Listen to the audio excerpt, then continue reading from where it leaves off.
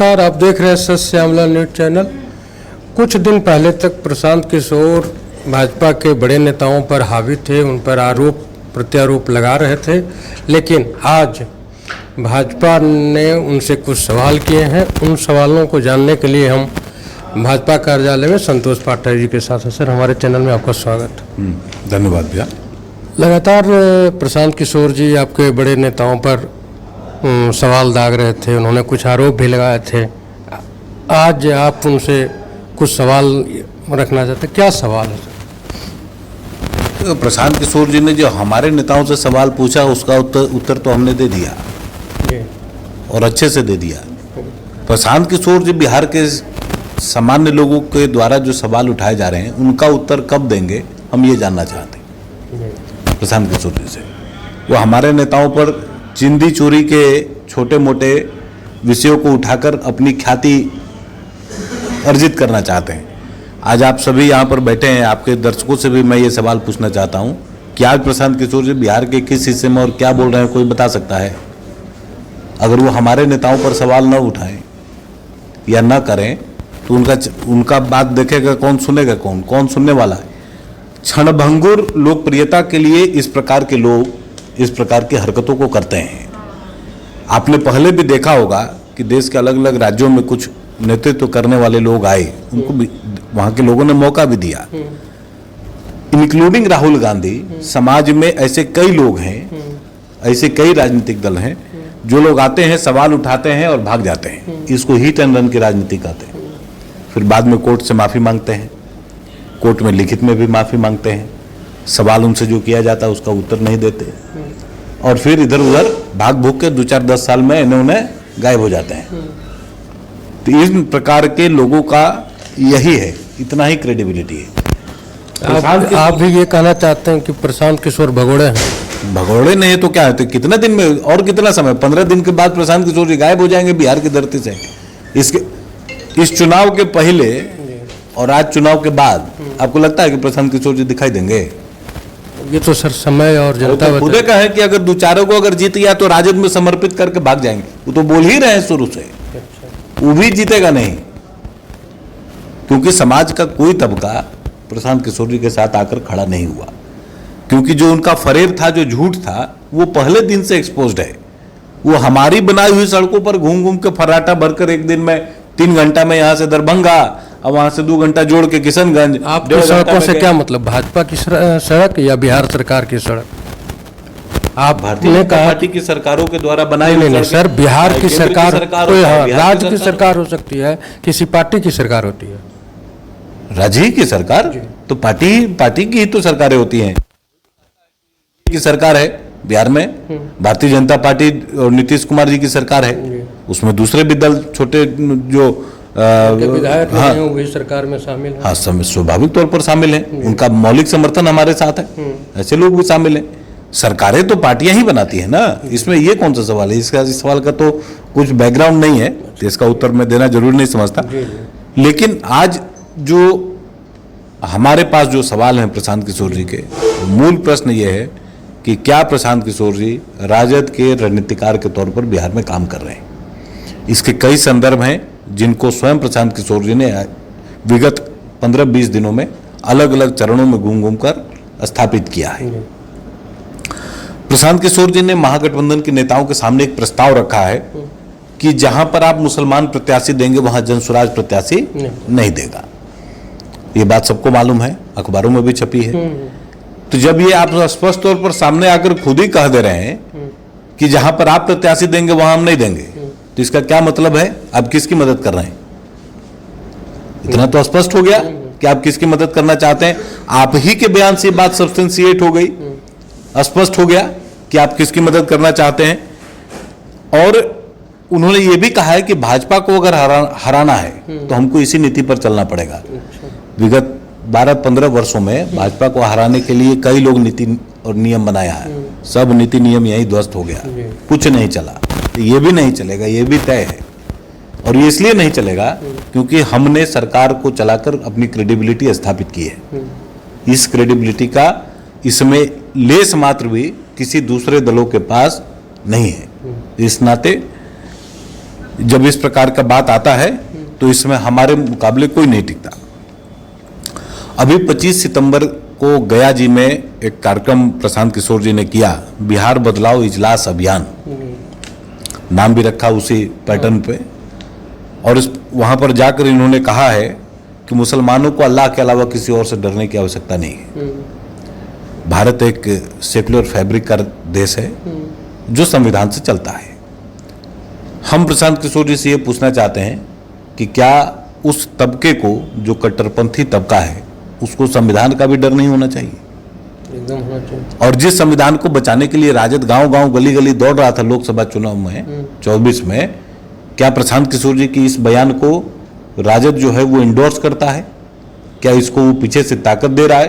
क्योंकि ऐसे सभी कट्टरपंथी जो कभी राजद के साथ हुआ करते थे, आज प्रशांत किशोर जी के साथ घूमकर उनसे ये कहलवा कर कि जहां पर आप उम्मीदवार देंगे वहां हम नहीं देंगे, ये पीछे से बहुत बड़ा एक षड्यंत्र है जो बिहार की जनता के सामने जरूर एक्सपोज्ड होना चाहिए। क्या भारत की जो लोकतांत्रिक आत्मा है उसका भी डर नहीं होना चाहिए? आप समाज में वोट मांगते घूम रहे हो, आपको लोकाचार का भी डर नहीं होना चाहिए? और ऐसे जब आप सामान्य लोगों के बीच में जाते हैं और ये बात कहते हैं तो हम ये जानना चाहते हैं कि प्रशांत किशोर जी आखिर वकालत किसकी कर रहे हैं?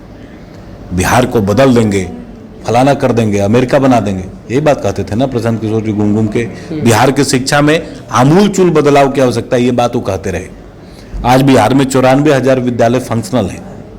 विद्यालय में बच्चे आ रहे हैं, पोशाक पहन कर आ रहे हैं, सरकार के द्वारा दी गई पोशाक पहन कर आ रहे हैं। साइकिलों पर आ रही हैं बच्चियां, ऐसी बच्चियां जो 2005, 6, 7, 8 ऐसी बच्चियों को जिनको हम लोगों ने साइकिलें दी थी, आज वही बच्चियां ग्रामीण अर्थव्यवस्था की ताकत है। जीविका समूहों के अंदर काम करके समाज में भी प्रतिष्ठा पा रही हैं, परिवार में भी प्रतिष्ठा पा रही हैं। उन सभी बच्चियों का बदलाव का वाहक अगर कोई रहा है तो एनडीए की सरकार रही। और आप साइकिल पोशाक सिर्फ विद्यालय में मिल रहे हैं जो पहन के बच्चे आ रहे हैं, लेकिन 2025-26 का जो सत्र है अप्रैल में शुरू हुआ, सितंबर अंतिम होने को है, अभी भी बहुत से बच्चे को पुस्तक नहीं मिली है जो सरकार की तरफ से मुफ्त मिलने की व्यवस्था है। सरकार की तरफ से मुफ्त मिलने की व्यवस्था है और अभी तक वो किताब उपलब्ध नहीं हुई। एकदम किताब सबको उपलब्ध हुई है। इसका डेटा आप खोजिए, इंटरनेट पर आपको मिल जाएगा। 54,000 करोड़ रुपए के माध्यम से आज के समय में हम लोगों ने, कभी विद्यार्थी परिषद के दिनों में हम लोग खुद ये नारा लगाते थे कि सरकार 6% हिस्सा जो है कुल बजट का वो खर्च करे शिक्षा पर। उसके बाद फिर सर्व शिक्षा अभियान की शुरुआत अटल जी की सरकार में हुई थी और समाज के सभी तबकों को स्कूल तक जाने की व्यवस्था हमारी सरकारों ने बनाई। बिहार में भी बच्चों को हमको विरासत में क्या मिला था? चरवाहा विद्यालय मिला था, यही मिला था ना। उस विरासत को आज हम लोगों ने उन्नति कराकर उनका आज के समय में सभी के सभी विद्यालय फंक्शनल हैं। विद्यालय में बच्चे आ रहे हैं, किताबों के साथ आ रहे हैं, पोशाकों में आ रहे हैं, भोजन भी उनको समय पर मिल रहा है, आवश्यकता अनुसार जिसको जरूरत है उसको छात्रावास भी मिल रहा है। तो ये बदलाव के वाहक हम हैं, इसमें किसी दूसरे की भूमिका नहीं है। माननीय नीतीश कुमार जी के नेतृत्व में भारतीय जनता पार्टी के सहयोग से अलग अलग कालखंड में अलग अलग नेताओं के माध्यम से, सुशील जी के नेतृत्व में, तारकिशोर जी के नेतृत्व में, आज सम्राट चौधरी जी और विजय सिन्हा जी के नेतृत्व में ये बदलाव हुए हैं और कोई इसको खारिज नहीं कर सकता। और ये बात जब उनको समझ में आ गई तब आप आज के समय में प्रशांत किशोर जी पिछले 15 दिन से इस प्रकार के बयान अब वोट बैंक की राजनीति पर उतर आए, क्योंकि समाज में घूमने के बाद उनको समझ में आ गया कि नीचे कुछ हो जा रहा, इस विषय पर रहा नहीं है। लोग जाते हैं, लोग सुनता है और सुन उनके हमी को गाली देकर वापस जाता है। ये बात प्रशांत किशोर जी को पता है। उनका दूसरा कहना यह है कि हिंदुओं का सिर्फ 40% हिस्सा भारतीय जनता पार्टी के साथ है। तो क्या ये कंसीडर कर रहे हैं कि 60% हिस्सा उनके साथ है? आज देश में तीसरी बार नरेंद्र मोदी जी के नेतृत्व में पूर्ण बहुमत की सरकार एनडीए की बनी है। पूर्ण बहुमत भाजपा का तो सर सांसद घटा है। ये मैं आपके सवालों का जवाब अभी जब ये बीत जाएगा तब आप बोलिएगा। हम क्या बोले? भारतीय जनता पार्टी की सरकार बोले क्या? नहीं, हम तो एनडीए की सरकार बोले। लेकिन मोदी जी के नेतृत्व में एनडीए की सरकार का सांसद तो घटा ना सर, नरेंद्र मोदी जी कर रहे हैं। ठीक है, सांसद घटा, वो तो अलग अलग समय का अलग अलग विषय आता ही है। एक दिन आप हो सकता है कि दिन भर बैठ के आज तक देखते हो, अगले दिन जीटीवी देखते हो, इसमें क्या असर है? तो थोड़ा बहुत बदलाव होता रहता है, लेकिन पूर्ण बहुमत की एनडीए की सरकार नरेंद्र मोदी जी के नेतृत्व में चल रही है। और ये आपको एक बात बता देते हैं, आपने सवाल ठीक कर लिया, उसका उत्तर भी मैं दे देता हूँ। ये स्थिति नेहरू जी के बाद पहली बार बनी है कि कोई एक व्यक्ति के नेतृत्व में लगातार 3 बार पूर्ण बहुमत की सरकार बनी हो। 14 साल का जो रिकॉर्ड है वो नेहरू जी के नाम पर है।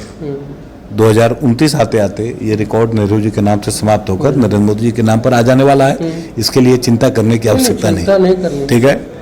अब उनका कहना है कि जो गांधीवादी हैं, अम्बेडकराइट हैं, समाजवादी हैं, ये सभी लोग हमारे साथ हैं, या अगर एक जगह इकट्ठा हो जाए तो भाजपा हार सकती है। हमने जो नीतियां बनाई हैं मोदी जी के नेतृत्व में, नीतीश कुमार जी के नेतृत्व में, उसमें तो हमने कोई विभेद नहीं किया कि इनको नहीं देंगे, इनको नहीं देंगे, इनको नहीं देंगे, इनको नहीं देंगे। आज बिहार में 4 करोड़ से ऊपर आपको आयुष्मान कार्ड के लाभार्थी हैं, जिनको कार्ड मिला है, उसमें से लगभग 45 लाख लोगों ने उसका लाभ भी उठा लिया है। हमने पूछ कर दिया क्या कि ये गांधीवादी हैं, आपको नहीं देंगे, आप समाजवादी हैं, आपको नहीं देंगे, आप मुसलमान हैं, आपको नहीं देंगे। किस योजना में हमने कोई चिन्हित करके, चूंकि विकास समाज के हर तबके का होना चाहिए, ऐसा मानना भारतीय जनता पार्टी का आज से नहीं है, यह हमारे मौलिक सिद्धांतों में से एक है, जिसको दीनदयाल जी ने प्रतिपादित किया था। तो हम उस सिद्धांत पर चलने वाले लोग हैं। हम किसी में विभेद नहीं करते। विभेद पैदा करके लोग अपना अपना सिक्का चलाना चाहते हैं, जिसमें प्रशांत किशोर जी आज के समय पर लालू यादव जी से गठजोड़ कर कोशिश कर रहे हैं। एक 8 सितंबर 2025 को किशनगंज में उन्होंने कहा कि दलित और मुसलमान जो हैं उनको एक साथ आना चाहिए, क्योंकि ये समाज के सबसे कमजोर तबके के लोग। इस गठजोड़ का प्रयास जो है वो विगत कई दशकों से भारत में किया जा रहा है, लेकिन आज तक ये सफल नहीं हुआ। बहुजन समाजवादी पार्टी की सरकार 2007 में उत्तर प्रदेश में बनी थी, और 2012 आते आते मायावती जी भी इसी प्रकार का प्रयोग जमीन पर शुरू कर रहे थे। उनका हश्र क्या हुआ आपको भी मालूम। सबने इस प्रकार की गठजोड़ करने की कोशिश की, कोई आज तक इसमें सफल नहीं हुआ, कोई भी व्यक्ति। आज हम ये कहना चाहते हैं कि जब मुगलों के कालखंड में भी, आक्रांताओं के कालखंड में भी जब दलित समाज भारत के मौलिक चिंतन धाराओं के साथ रहा, संत रविदास जी के नेतृत्व में, वाल्मीकि जी के नेतृत्व में, वेद व्यास जी के नेतृत्व में, तो आज ये समाज आपके बहकावे में नहीं आएगा। और जो गठजोड़ आप उनको दिखाना चाहते हैं कि ये करके आप शासन में आ जाइएगा, उनको भी मालूम है कि आप उनको ठगने की कोशिश कर रहे हैं, क्योंकि समाज के मौलिक चिंतन धाराओं में रामायण, महाभारत, संविधान है, और कोई इसमें विभेद नहीं करता, समाज का कोई भी तबका हो। तो ऐसे में इस प्रकार के गठजोड़ को करने की कोशिश ये लोग कर रहे हैं। उन्होंने कहा, यह भी कहा है कि 40 सीटों पर कम से कम मुसलमानों को जीतना चाहिए। क्या भारत में या बिहार में 2025 में 1912 दोहराने की कोशिश की जा रही है? प्रोपोर्शनेट रिजर्वेशन या प्रोपोर्शनेट रिप्रेजेंटेटिव जो एक्ट था उस दौर में, कि मुसलमानों को अलग से इतनी सीटें देंगे, दलितों को इतनी देंगे, इनको इतनी देंगे, उस प्रकार के प्रतिनिधित्व का असर अब नहीं है समाज पर, और समाज को बांटने की कोशिश न की जाए। और जो समाज का मौलिक चिंतन धारा है, उसी चिंतन धारा के साथ समाज चलेगा। लोगों को संविधान के दायरे में रहना पड़ेगा, लोकाचार की नीतियों को फॉलो करना पड़ेगा, और जो लोकतांत्रिक प्रकृति है भारत की, उस प्रकृति के साथ ही रहना पड़ेगा। हमारा सवाल प्रशांत किशोर जी से ये है कि जब आपको सामने से पैसा लेकर मदद करने में दिक्कत आ रही थी, तो आपने पीछे से पैसा लेकर इस प्रकार की हरकतों को शुरुआत किया है। इसका सवाल, ये सवाल है उनसे, इसका उत्तर उनको देना चाहिए। भाजपा के नेता प्रशांत किशोर जिसे प्रश्न कर रहे हैं, इसका उत्तर ये कब तक देते हैं, ये देखने वाली बात है। सर, आपने जो समय दिया उसके लिए धन्यवाद। बहुत धन्यवाद भैया।